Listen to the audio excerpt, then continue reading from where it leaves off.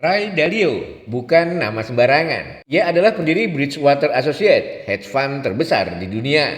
Di dunia finansial, Dalio adalah legenda hidup. Jadi ketika namanya diumumkan sebagai salah satu penasihat lembaga baru bernama Danantara pada Maret 2025 lalu, semua orang kaget. Loh kok bisa? Proyek Indonesia? Ada apa gerangan? Namun hanya dalam hitungan minggu, kejutan yang lebih besar muncul. Dalio batal gabung. Dalam dokumen presentasi resmi terbaru Danantara, namanya bahkan tak disebut sama sekali. Tidak ada penjelasan dari Dalio. Pihak Danantara hanya bilang mereka masih menyusun program. Danantara sendiri digagas sebagai lembaga andalan era Prabowo Subianto untuk mempercepat pertumbuhan ekonomi nasional.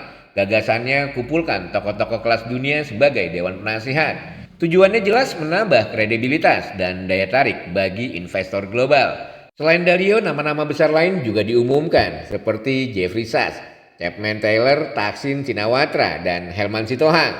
Tapi ketika satu persatu nama ini ditelusuri, semuanya terlihat belum pasti. Sachs bilang siap bantu, tapi secara sukarela alias tak dibayar. Sementara Chapman Taylor memang mencantumkan perannya di Lincoln, artinya mungkin benar-benar terlibat. Tapi Thaksin dan Helman belum memberikan pernyataan apapun. Dan yang lebih aneh lagi, Danantara juga mengumumkan nama Yup Kim, Kepala Investasi Dana Pensiun Publik Amerika Serikat sebesar 44 miliar dolar sebagai anggota komite investasi. Tapi saat dimintai konfirmasi oleh Bloomberg, Yup Kim bilang belum menerima tawaran secara resmi. Hal ini menimbulkan pertanyaan besar. Apakah Danantara terburu-buru dalam strategi komunikasinya? Apakah ini upaya menciptakan kesan kredibilitas yang belum dikonfirmasi secara internal? Mundur dari kasus Dalio, yang lebih mengkhawatirkan adalah sinyal yang dikirim ke publik dan investor.